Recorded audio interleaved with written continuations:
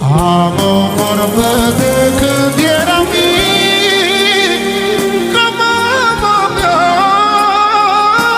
nu e nimic. Orice rană poate vindeca, unde pune mâna ea, mamă bună, mamă dragă, mai ferit de foc și apă. Uf, de dăsai fără mâncare, ca să-mi cumperi mie țoare. Oh,